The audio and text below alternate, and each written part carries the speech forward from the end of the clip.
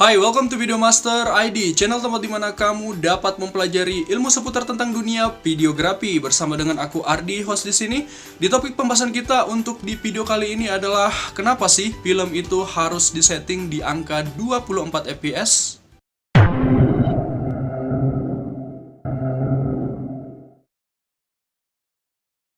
Video ini sebenarnya merupakan lanjutan dari video sebelumnya yang membahas soal FPS itu sendiri. Intinya, video ini untuk melengkapi penjelasanku yang kurang di video sebelumnya perihal tentang kenapa sih film itu harus disetting di angka 24 fps.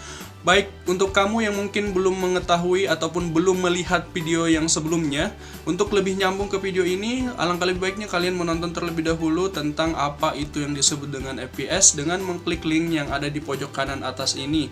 Dan setelah itu, kalian boleh lagi kembali ke sini untuk nantinya kalian bisa nyambung terhadap topik yang aku bahas kali ini. Dan untuk kamu yang dari awal sebenarnya sudah paham apa itu FPS, silahkan lanjut video ini sampai selesai. Dikatakan harus di 24 fps, mungkin bisa dikatakan aku cukup berlebihan. Sebenarnya boleh-boleh saja kalian membuat film di angka 30, 60, ataupun 120 fps. Namun mengapa aku bilang harus di angka 24 fps?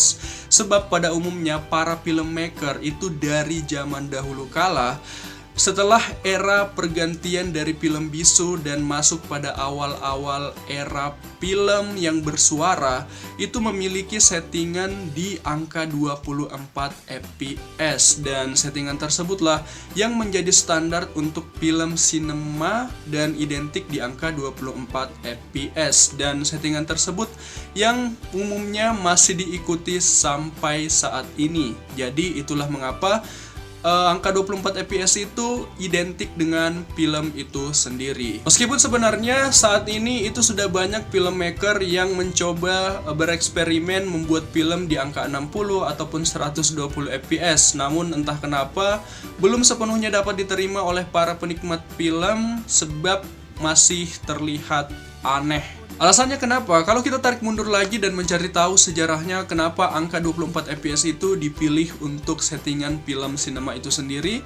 Sebab zaman dahulu kala untuk membuat satu film itu belumlah secanggih dan selengkap seperti saat ini, yang dimana era saat ini itu semuanya serba digital. Zaman dahulu kala itu masih menggunakan yang namanya kamera analog, yang dimana masih menggunakan yang disebut dengan film strip atau bisa disebut dengan roll film. Dan kalau misalnya mereka menggunakan angka 60 fps, bayangkan ada berapa banyak atau berapa panjang roll film yang mereka butuhkan untuk menciptakan satu film saja. Dan tentunya biaya yang dibutuhkan itu sangatlah mahal ketimbang hanya menggunakan 24 fps, yang dimana pada kebutuhan saat itu bisa dikatakan sudah sangat cukup dalam membuat film itu sendiri. Jadi intinya dengan 24 fps itu mereka memangkas biaya produksi dengan menggunakan settingan di 24 fps yang bisa dikatakan waktu itu sudah sangat cukup untuk film itu sendiri.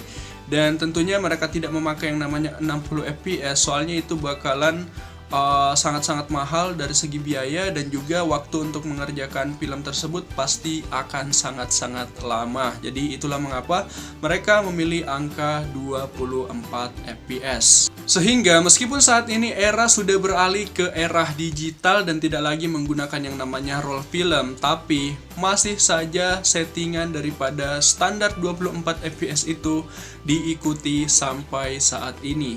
Maknanya apa? Dari dulu mata kita sudah dibiasakan menonton di angka 24 fps, entah pada saat zaman dahulu kala sebelum era digital ini masuk ataupun era digital ini sudah masuk.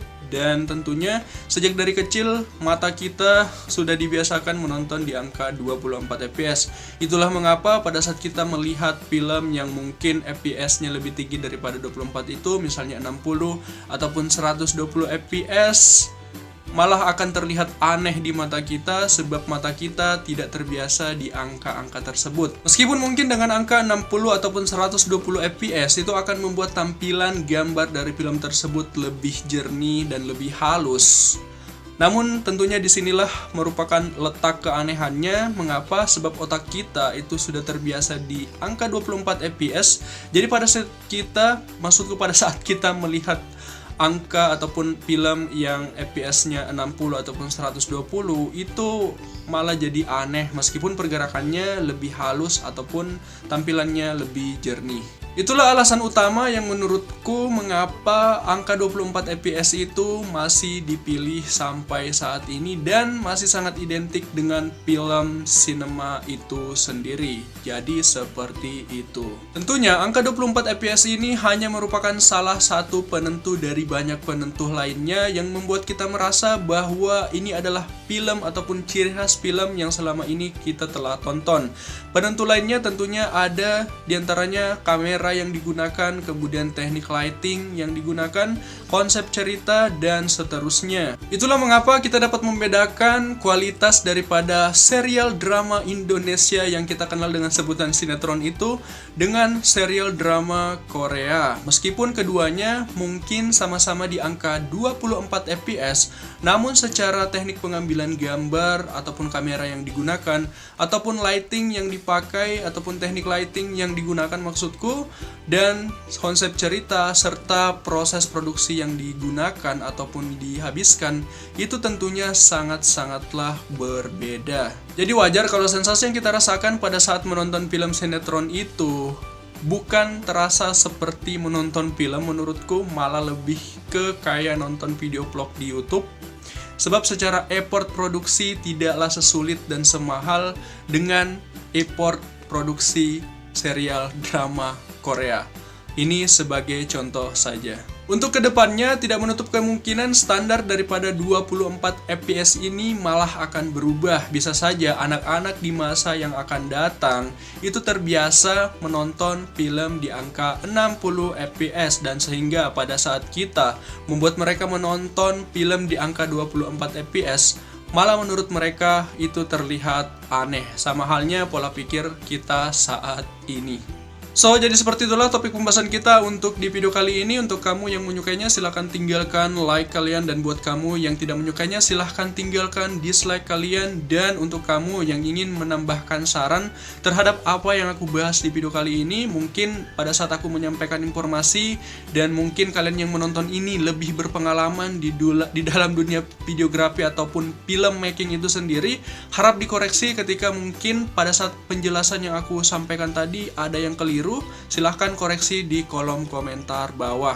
Dan untuk kamu yang menyukai topik-topik pembahasan semacam ini, ataupun untuk kamu yang menyukai topik pembahasan seputar tentang dunia videografi itu sendiri, silahkan support channel ini dengan menekan tombol subscribe yang ada di bawah beserta dengan tombol loncengnya, agar pada saat aku upload video kedepannya itu kalian gak ketinggalan informasinya. Aku harap video ini cukup bermanfaat untuk kamu dan sampai jumpa di video berikutnya. Goodbye.